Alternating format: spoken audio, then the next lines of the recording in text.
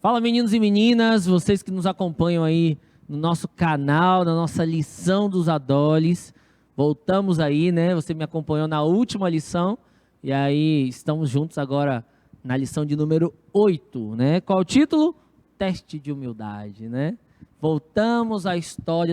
Lembra com a gente, vamos relembrar, né? Nós estamos falando aí de um processo lá desde os reis, né, Jeremias, a degradação espiritual dos reinos unificados e como eles se tornaram cativos e como isso provocou essa degradação, resultou nessa degradação espiritual, a ponto de eles estarem agora numa outra terra, numa outra cultura, num outro estilo de reinado e a terem de se adequar a isso, sofrendo toda uma pressão cultural e na contramão daquilo que eles viviam e acreditavam que eles foram ensinados a vida toda. Então a ênfase é no Daniel, em Daniel, mas em alguns momentos a gente viu na lição anterior que o foco ou o holofote vai para os três amigos de Daniel, Ananias, Misael e Azarias, Sadraque, Mesaque e Abednego. No capítulo 4, a gente vai ver que o holofote, claro, Daniel é o que interpreta, mas o foco agora vai enfaticamente para o próprio Nabucodonosor. Mas antes da gente seguir na lição, antes da gente orar, não posso deixar de apresentar hoje aqueles que nos acompanham. Alexandre já estava com a gente na última lição, ele é prof dos Adoles 2, mas nós temos um novo integrante entre nós. Quem é você, meu jovem? Kleber, e eu sou um dos professores dos adolescentes. Dos Adoles 1. Adoles 1. Explicou que nós temos dois grupos, porque o grupo aqui é grande, amigo, é grande. E obrigado a você também que nos acompanha também, mas não esquece de curtir, compartilhar, para que outros adoles, outros profs, outros coordenadores de adolescentes também possam ter acesso a esse material e possa ajudar também a sua classe no momento aí para a lição do sábado pela manhã, beleza? Mas vamos lá, vamos orar e vamos seguir na nossa lição, porque hoje o assunto é bom. Então, vamos, feche seus olhos. Pai querido, obrigado mais uma vez por cuidar da gente. Abra nossa mente, o nosso coração, para que a gente tire lições importantes para a nossa vida, para a nossa caminhada espiritual, daquilo que já aconteceu há muito tempo atrás, mas é uma verdade revelada ainda nos nossos dias. Cuida também daqueles que estão assistindo, estudando a tua lição e cada vez mais lutando, Pai, para estar do teu lado. É o que nós pedimos por Jesus. Amém. Amém. Bom, vamos lá, vamos ao teste de humildade. Gente, depois do último episódio do capítulo 3, da estátua de ouro que Nabucodonosor não aceita, não desce, ser somente a cabeça do capítulo 2 de ouro, ele agora quer ser toda a estátua, né, por influência dos seus sábios. A gente estava até comentando, Nabucodonosor é extremo, né? Ou ele é todo ou ele é nada, né? E agora no capítulo 4 a gente vai para um outro cenário, né? Que cenário é esse, Kleber? Conta pra gente. O que estava acontecendo nesse cenário aí? Olha, é bem interessante. A gente vê que o livro de Daniel foi escrito por Daniel, mas esse capítulo em especial não foi escrito por Daniel, mas pelo próprio rei Nabucodonosor. Exatamente. Acredite-se ou ele ou algum conselheiro, né? Sim, mas é exatamente. E é uma história interessante que ele novamente teve um sonho. Sonhador Nabucodonosor. Sonhador Nabucodonosor. E aí o que ele faz? Chama os sábios novamente para tentar revelar o sonho. E os sábios, eu imagino que eles devem ter lembrado daquela história do primeiro sonho, né? Que o rei falou, ou você me fala, ou você já chama morrer. Daniel logo, que a gente não quer falar mais. Vou trocar de profissão agora. E eles devem ter ficado morrendo de medo, mas eles tiveram que ir lá, né? E só que dessa vez, o sonho, Nabucodonosor se lembrava do sonho, né? Diferentemente da primeira vez. E não, se vocês forem ler o sonho, não é um sonho muito difícil de você tentar interpretar, né? Mas não é um sonho que uma pessoa gostaria de ouvir o seu significado, né? Assim, o significado não é tão bondoso assim. Mais uma da série Verdades Difíceis de Engolir. Exatamente. E eu imagino que eles devem ter ficado com muito medo de falar para o rei, falou, agora é o seguinte, você vai se tornar um animal, vai ficar aí 7 anos aí comendo pasto, que nem um cavalo, que nem uma vaca, por conta do seu orgulho, né? E eles não queriam fazer isso. Então eles pegaram e chamaram quem? O Daniel, né? Salvador da pátria, o Daniel, né? Daniel foi lá e revelou ao rei, né? Que ele, por conta do seu orgulho, Deus tomaria uma atitude drástica, né? Até aquele momento, o rei tinha visto a experiência de Deus na vida das outras pessoas. Mas agora, Deus estava agindo na vida dele. E era uma ação um pouco estranha, né? Hoje em dia a gente não vê pessoas com atitudes animalescas, né? Pelo menos não deveria, né? Mas eu imagino, né, como é que os súditos viram essa questão aí, né? Quando ele começou a se comportar como um animal, Perder a razão, né? perdeu a Porque o razão. que nos torna diferente dos animais é o fator racional, de fazer a gente pensar, refletir, decidir e agir. Sim, exatamente. E interessante que o reino não se fragmentou, ele não deixou de ser o Nabucodonosor, assim, claro, ele foi afastado e tudo, mas após os 7 anos ele voltou às suas atividades, né, normais. Eu achei interessante esse aspecto também. E Ellen White comenta que isso não aconteceu imediatamente após o sonho, né? Quando Daniel explicou para ele, né, sobre o sonho, a interpretação, Daniel deu conselhos para ele também. E falou: olha, é o seguinte, seja humilde, ame o seu próximo, cuide dos pobres, né? E ele, no começo, ele se cuidou, né? Foi se cuidando. Mas um belo dia, olhando pela janela ali, vendo aquelas gloriosas construções, né, da Babilônia, o orgulho se encheu novamente no coração dele. E ele fez umas revelações bem interessantes, né? Que a glória, a glória era toda para ele, né? E não para Deus, né? E ele se encheu de orgulho.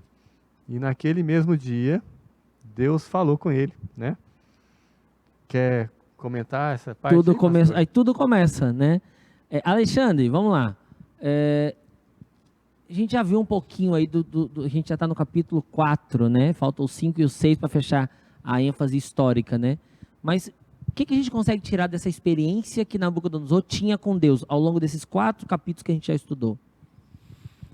Pastor, eu gosto muito de lembrar uma passagenzinha, eu não vou me lembrar exatamente em que livro da Bíblia que está, mas Deus comenta assim: estou chamando meu servo Nabucodonosor para vir aqui. Então, desde lá, Deus, na sua onisciência, né, já sabia todos os caminhos que Nabucodonosor ia percorrer. Então, ele tinha já a noção de que Nabucodonosor ia passar por tudo isso para reconhecer e ser humilde e reconhecer Deus. Ele já tinha reconhecido Deus na ocasião da estátua, né, e da fornalha de fogo. Fornalha ardente. Na fornalha ardente, fornalha de fogo, meio redundante. Mas assim, ele já tinha reconhecido, tanto é que ele fala, lá está o filho de um Deus, né, acompanhando o Sadraque. Ele reconhece. Ele reconhece. E aí ele fala, agora todo mundo vai adorar o Deus. Então ele tinha essa propensão a reconhecer, acredito que ele tinha aquela coisa que todo mundo gosta de falar, sua sinceridade no coração, né, de reconhecer. Mas naquele momento, como o Kleber acabou de comentar, ele se envaideceu, ele olhou para aquilo tudo e ele falou, isso aqui é obra do que é obra das minhas mãos, né? Fui eu que fiz. E assim, é interessante, né, que a lição trata do teste de humildade. O teste de humildade. Eu tinha um professor que ele falava assim, gente, humildade cabe em qualquer lugar. Ele falava assim, humildade sempre vai caber em qualquer lugar. Caberia aí também, né? E ele Tudo seria diferente, né? Tudo seria diferente se ele entender. Na nossa época não era meme, né? Mas tinha um negócio na nossa época chamado Sandálias da Humildade. Vocês lembram disso? Lembro. Era um negócio engraçado, que o povo pegava as sandálias e falava assim, não, fulano agora tem que ser humilde. Se ele for humilde, ele vai calçar as sandálias da humildade. Uma sandalinha estranha lá, mas era engraçado. Cara, única coisa que se esperava de Nabucodonosor, humildade. Mas qual foi o extremo oposto? O contraste, né? Cara, quando você olha para tudo isso, o que a gente precisa aprender com Nabucodonosor? Eu falei isso na lição anterior, né? Babilônia se sentiu o umbigo do mundo. Era bonito, era poderosa, era luxuosa, né? Quando você vai procurar os registros históricos, era tudo grande, bonito, poderoso, onipotente aos olhos humanos. Inclusive a própria palavra Babilônia vem do radical de Babel, né? Do portal dos deuses, aquela projeção para vangloriar as próprias façanhas dos seres humanos. Então o próprio nome já traz esse peso. Mas ao invés de Nabucodonosor olhar para o que Deus faz, olha para o que o homem fez. Olha para o que ele fez, o que ele era, quão poderoso ele era. E aí automaticamente parece que ele apaga tudo assim que estava no HD dele, assim, ele apaga todas as experiências que ele tinha tido com Deus. E aí fazem, obviamente, aí sim a visão se cumprir. Porque aí ele precisava agora voltar a um padrão irracional para viver desse momento, para depois voltar e reconhecer que Deus está onde? E nem dá para saber se foi ele mesmo que fez, né? Porque pelo jeito ele dormia bastante para viver sonhando, né? Não vou nem entrar nesse mérito, porque ele não é José, mas estava sonhando bastante, viu?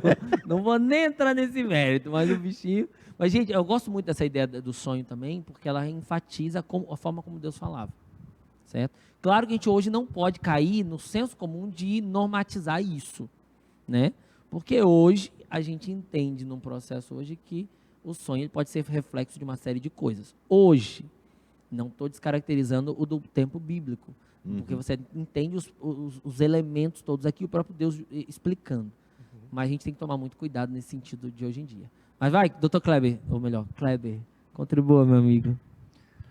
Não, eu acho interessante, eu vi alguns comentários a respeito desse capítulo 4, e alguns comentaristas acham que Nabucodonosor distribuiu esse capítulo 4 por várias províncias do seu reino, mostrando a história dele. E é uma história que mostra mais no final do seu reinado, né?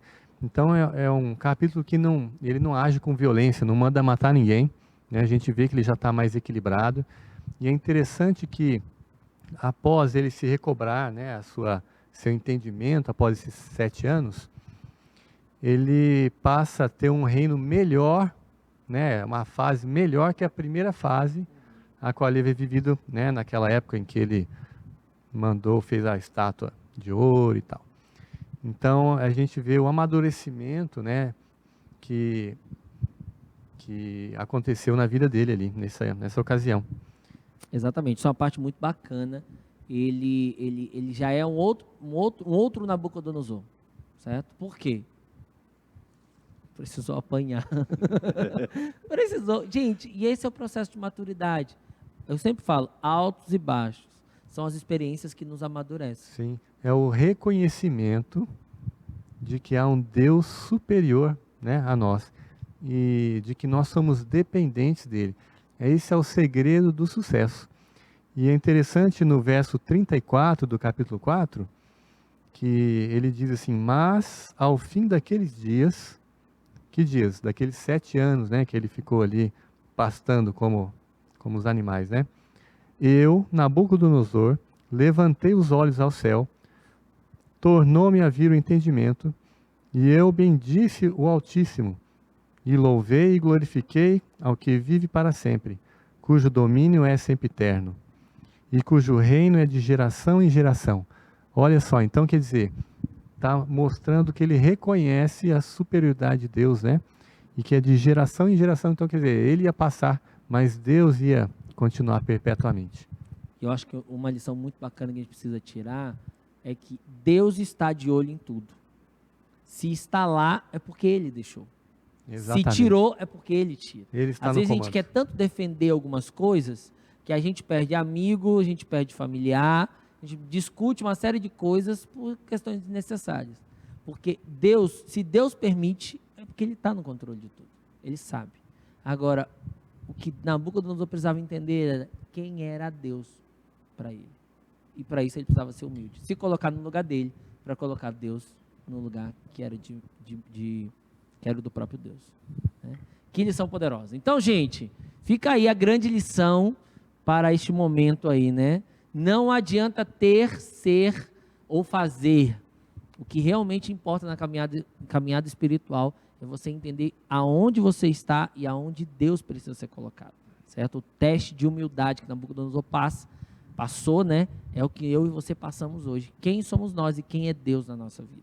beleza? Que a gente possa ter aprendido essa lição aí e discutir outros pontos mais importantes também, aí, mais legais também na nossa classe, tá bom? Obrigado, Alexandre, obrigado, Kleber, Obrigado, pastor. que Deus te abençoe e a gente se encontra na próxima lição. Grande abraço e a gente vai terminar agora com uma oração. Ora por nós aí, doutor Kleber, por favor.